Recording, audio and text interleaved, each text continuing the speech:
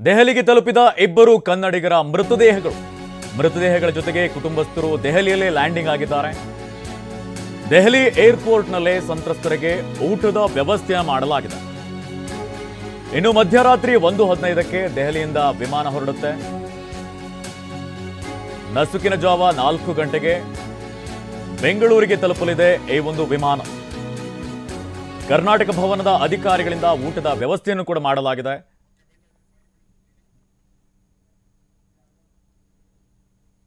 ಜೊತೆ ಬಂದಿರುವಂಥ ಈ ಫ್ಲೈಟ್ನಲ್ಲಿ 9 ಜನ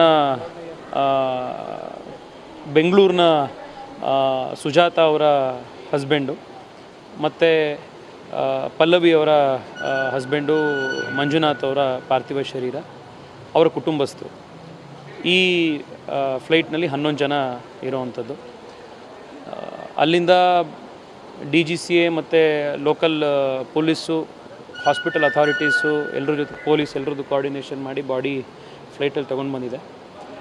ಈಗ ರಾತ್ರಿ 1 ಗಂಟೆ 10 ನಿಮಿಷಕ್ಕೆ ಇಲ್ಲಿಂದ ಬೆಂಗಳೂರಿಗೆ ಫ್ಲೈಟ್ ಇದೆ. ಎಲ್ಲರೂ ಒಂದೇ ಫ್ಲೈಟಲ್ಲಿ ತೆಗೆದುಕೊಂಡು ಹೋಗಬೇಕು ಅನ್ನೋ ಕಾರಣಕ್ಕೋಸ್ಕರ ಸ್ವಲ್ಪ ಡಿಲೇ ಆಗಿರೋವಂಥದ್ದು. ಸುಮಾರು 3-3:30 ಬೆಂಗಳೂರಿನ ರೀಚ್ ಆಗುವಂಥ ಟೈಮು ಅನ್ನೋದು ಈಗಿದೆ.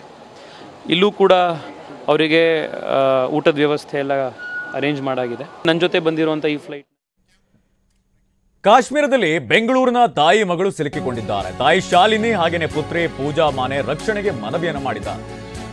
ಶ್ರೀನಗರ ಚಾಲಕರ ಮನೆಯಲ್ಲೇ ತಾಯಿ ಮಗಳು ಉಳಿದುಕೊಂಡಿದ್ದಾರೆ. ಏಪ್ರಿಲ್ 17ರಂದು ಜಮ್ಮು ಕಾಶ್ಮೀರಕ್ಕೆ ತಾಯಿ ಮಗಳು ಹೊರಟಿದ್ರು. ವಿಡಿಯೋ ಮಾಡಿ ರಕ್ಷಣೆಗಾಗಿ ಪೂಜಾ ಮಾನೆ ಮನವಿಯನ್ನು ಮಾಡಿದ್ದಾರೆ. ಬೆಂಗಳೂರಿಗೆ ತೆರಳೋದಕ್ಕೆ ವ್ಯವಸ್ಥೆಯನ್ನು ಕಲ್ಪಿಸುವಂತೆ ಮನವಿಯನ್ನು ಮಾಡಿದ್ದಾರೆ.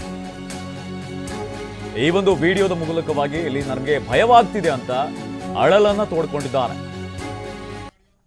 ನಾನು ಕರ್ನಾಟಕ ಬೆಂಗಳೂರಿಂದ ಬಂದಿದ್ದೀನಿ. ಕಾಶ್ಮೀರ್ ಟ್ರಿಪ್ಗೆ ಅಂತ ಏಪ್ರಿಲ್ 17th ಬಂದಿದ್ವಿ. ಇವಾಗ ಪಹಲ್ಗಾಮಲ್ಲಿ ಆಗಿರೋ ಟೆರರ್ ಅಟ್ಯಾಕಿಂದ ನಾವು ಇವತ್ತು ಪಹಲ್ಗಾಮಲ್ಲಿ 2 days ಸ್ಟೇ ಇತ್ತು. ನಾವು ವೈಷ್ಣೋದೇವಿ ಮುಗಿಸ್ಕೊಂಡು ಜಮ್ಮುವಿಂದ ವಾಪಸ್ ಬೆಂಗಳೂರಿಗೆ ಬರಬೇಕಿತ್ತು.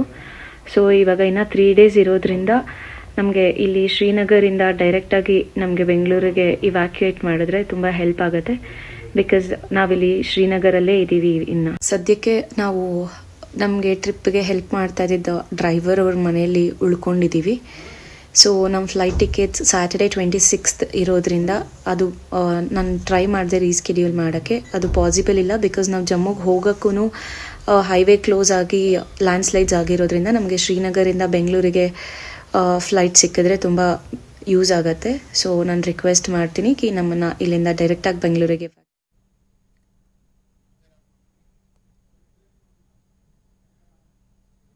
ನರಮೇಧ ಮಾಡಿದ ಉಗ್ರರಿಗಾಗಿ ಆಪರೇಷನ್ ಅನ್ನ ಮಾಡಲಾಗ್ತಾ ಇದೆ. ಸುಳಿವು ಕೊಟ್ಟವರಿಗೆ 20 ಲಕ್ಷ ರೂಪಾಯಿ ಬಹುಮಾನವನ್ನ ಘೋಷಿಸಲಾಗಿದೆ. ಜಮ್ಮು ಕಾಶ್ಮೀರ ಪೊಲೀಸರಿಂದ ಘೋಷಣೆಯನ್ನು ಮಾಡಲಾಗಿದೆ. ಒಂದು ಕಡೆಯಲ್ಲಿ ರಕ್ಷಣಾ ಕಾರ್ಯಾಚರಣೆಯನ್ನು ನಡೆಸಲಾಗಿತ್ತು. ತದನಂತರದಲ್ಲಿ ಉಗ್ರರಿಗಾಗಿ ಹುಡುಕಾಟವನ್ನು ನಡೆಸಲಾಗ್ತಾ ಇದೆ.